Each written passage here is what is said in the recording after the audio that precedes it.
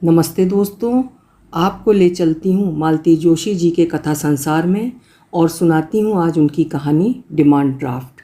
तो शुरू करते हैं कहानी। अम्मा, मैं निकल रहा हूँ। पूजा घर के दरवाजे पर खड़े होकर बेटे ने कहा। एक क्षण को उन्होंने जाप रोक दिया, आंखें खोलीं और मुस्कुराकर बेटे को विदा कर दिया। बेटा चला गया, पर वह ठाकुर जी को हाथ जोड़कर मन का हाथ में लिए वैसी ही बैठी रहीं। जानती थीं कि अभी पीछे पीछे बहू रानी भी आएगी। निकलने से पहले दोनों कहकर जाते हैं, अच्छा लगता है। बचपन से जो संस्कार बच्चों को दिए हैं वे अब तक कायम हैं। ये जानकर अभिमान होता है। इस घर में आकर बहू ने भी ये आदत आत्मसात कर ली है। कहती है, अब आप यहाँ आ गई अम्मा जी तो कितना अच्छा लगता है। कम से कम कोई तो है जिससे कहकर बाहर जा सकते हैं। घर लौटकर ताले का मुंह तो नहीं देखना पड़ता। वे 5 मिनट तक माला थामे बैठी रहीं, पर बहू नहीं आई। जल्दी में भूल गई होगी। औरतों को तो घर से निकलते निकलते 100 काम याद आते हैं। वे खुद नौकरी करती रही हैं, इसलिए जानती हैं। इसलिए उन्होंने बुरा नहीं माना। जाप पूरा करने के बाद पूजा के बर्तन समेट कर बाहर आईं तो देखा पूरा घर देसी घी से महक रहा है। पूजा घर में भी ये महक आ रही थी, पर उन्होंने सोचा कि ठाकुर जी के दीपक की सुगंध होगी। रसोई में आकर देखा, कमर में एप्रन लपेटे बहू रानी कुछ बना रही हैं। आज काम पर नहीं गईं? प्रश्न पूरा होते होते उन्होंने देखा कि बहू रानी गुलाब जामुन बना रही हैं। 15-20 चाशनी में पड़े हैं, 15-20 कढ़ाई में तैर रहे हैं और इतने ही परात में बने रखे हैं। आज त्यौहार है कोई? मुझे तो आजकल कुछ याद ही नहीं रहता। त्यौहार ही समझ लीजिए, बहू रानी ने मुस्कुरा कर कहा। आज बॉबी का बर्थडे है। बॉबी का बर्थडे है? हे भगवान, मुझे ये क्या हो गया है। बॉबी का बर्थडे भी याद नहीं रहा। उज्जैन में थी तो 8 दिन पहले से सबको कार्ड भेज देती थी, और यहाँ घर में बैठी हूँ तो याद ही नहीं रहा। यहाँ घर में सबके बीच बैठी हैं ना, इसलिए याद नहीं रहा। वहाँ अकेली थी तो दिन भर कैलेंडर ही देखती रहती होंगी। अच्छा ये बताओ, हमारा बर्थडे बॉय है कहाँ? स्कूल गया है? सो रहा है, और मम्मी चकरगिन्नी बनी हुई फ़ोन ले रही हैं। अच्छा अम्मा जी, इतने गुलाब जामुन बस हो जाएंगे ना? कितने लोग हैं? और भी तो कुछ बनाओगी? हाँ, पुलाव बना रही हूँ। इनसे कहा है जाते हुए केक का ऑर्डर कर जाएंगे। आप दही बड़े बना देंगी? बॉबी को आपके हाथ के बड़े बहुत पसंद हैं। बना दूंगी। तुम्हारा काम निपट जाए तो दाल फुला देना। अब मैं तुम्हारा स्टोर कहाँ खंगालती फिरूंगी। वे बाहर आकर डाइनिंग टेबल की चेयर पर बैठ गईं। तभी बॉबी दंदनाता नीचे उतरा। Good morning everybody. Good morning बेटे, और हैप्पी बर्थडे। थैंक यू दादी माँ। ये थैंक यू क्या होता है? किचन से उसकी मम्मी ने डांट लगाई। दादी के पैर छुओ। बॉबी ने झट से आगे बढ़कर उनके पैर छू लिए। उन्होंने उसका माथा चूमकर आशीर्वाद दिया और कहा, अपनी मम्मी से भी आशीर्वाद लो।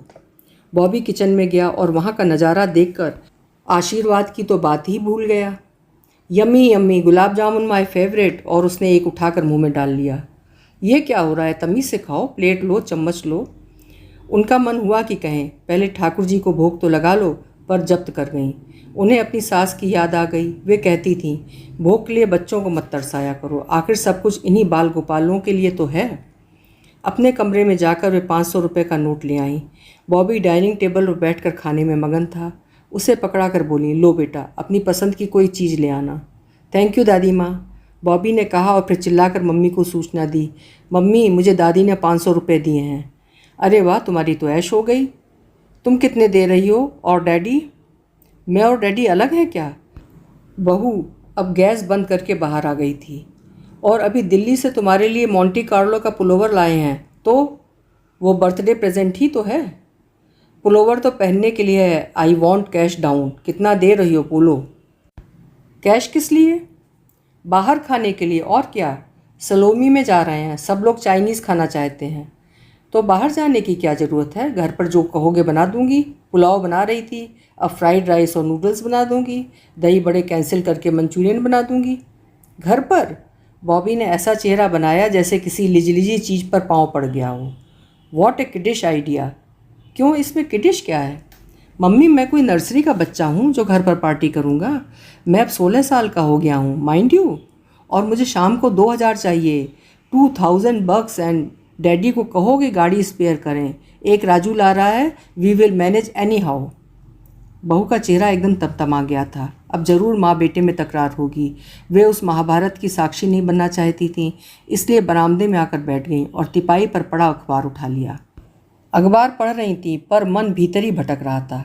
कितने रौब से बॉबी मांग रहा था, मुझे शाम को 2000 चाहिए, 2000 बक्स। वे तो आश्चर्य से देखती ही रह गई थीं। उन्होंने तो कभी अपने बच्चों को एक मुश्त 100 रुपये भी नहीं दिए थे। उतनी हैसियत ही नहीं थी। बॉबी ने अपने आप सारा प्रोग्राम तय कर लिया था। माँ बाप से पूछने की ज़रूरत ही नहीं समझी। उनके बेटे की तो कभी हिम्मत ही न पड़ती। छठे छमासे कभी दोस्तों के साथ सिनेमा जाने का मन होता तो पहले अम्मा की चिरौरी करता, फिर वे बाबूजी के पास अर्जी लगाती, अपनी तरफ से सिफारिश करती, तब जाकर मंजूरी मिलती। लड़कियां तो कभी सहेलियों के साथ जाने की सोच भी नहीं सकती थीं। आगे की पढ़ाई के लिए जब दूसरे शहर जाना पड़ा, हॉस्टल में रहना पड़ा, तब जाकर उन लोगों को थोड़ी आज़ादी नसीब हुई। उनके घर का अनुशासन बड़ा कठोर था। शाम 7 बजे से पहले बच्चों को घर लौटना होता था। सुबह 6 बजे बिस्तर गोल कर दिए जाते।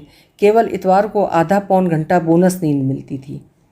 आजकल तो लोग केजी से ट्यूशन शुरू कर देते हैं। उनके बच्चे बिना ट्यूशन के ही पढ़ गए। ट्यूटर रखने की सामर्थ्य ही नहीं थी। बच्चों के लिए ही तो उन्होंने नौकरी शुरू की थी। ज़्यादा पढ़ी लिखी नहीं थी, इसलिए बहुत अच्छी नौकरी की आशा नहीं थी, पर जो भी काम मिला उन्होंने ले लिया। कुछ तो सहारा होगा। बस एक ही धुन थी कि बच्चे अच्छे से पढ़ लिख जाएं। उनकी नौकरी के कारण घर में थोड़ी असुविधा भी हुई। लड़कियों को पढ़ाई के साथ साथ कभी रसोई में भी हाथ बटाना पड़ा, पर दोनों डॉक्टर बन गईं। बेटा इंजीनियर हो गया। उनका श्रम सार्थक हो गया। सारी जिम्मेदारियां पूरी हो गईं तो बाबूजी और बच्चे कहते भी रहे कि अब नौकरी छोड़ दो, पर वे नहीं मानी। बोली, इस नौकरी ने मेरा मुसीबत में साथ दिया है, इसे अदबीच में नहीं छोड़ूंगी, पेंशन लेकर ही मरूंगी। तब क्या पता था कि जो बात वो अपने लिए कह रही हैं वो बाबूजी पर घटित होगी। पूरे 1 साल भी पेंशन नहीं ले सके। फिर तो नौकरी छोड़ने का सवाल ही नहीं था। रीते मन और रीते समय को भरने का वही तो एक उपाय था। अम्मा जी, मैं निकल रही हूँ। अपनी विचार तंद्रा से जाकर उन्होंने सिर उठाया। देखा बहू तैयार होकर खड़ी है। तुम तो आज छुट्टी लेने वाली थी ना? जब घर पर कुछ करना ही नहीं है तो रुक कर क्या करूँ? हाफ डे की एप्लीकेशन लगा दूंगी, आधा दिन तो मिलेगा। जाते जाते केक के लिए भी मना कर दूंगी। अच्छा हुआ जो दही बड़ों के लिए दाल नहीं फुलाई। गुलाब जामुनों का ही तो सवाल है, अड़ोस पड़ोस में भेज दूंगी। उन्होंने देखा कि बहू रानी की आवाज़ की तरह उसका चेहरा भी बेहद उदास है। उसने कलफ लगी साड़ी पहनी थी, अच्छे से मेकअप भी किया था, पर फिर भी उदासी की परतों को छुपा नहीं पाई थी। उन्हें ममता हुआ आई। उसकी पीठ थपथपाते हुए बोली, छोटी छोटी बातों को इस तरह दिल से नहीं लगाते बेटे। बच्चे अब बड़े हो गए हैं, वे अपनी मनमर्जी की ही करेंगे। हमें बता देते हैं, यही क्या कम है? बताएंगे क्यों नहीं, पैसे तो हम ही देंगे ना। हमसे बस इतना ही सरोकार है। डिमांड ड्राफ्ट हैं हम तो। इतना दो और अभी दो, बस इतनी ही औकात है हमारी। कहते कहते उसका गला भर आया।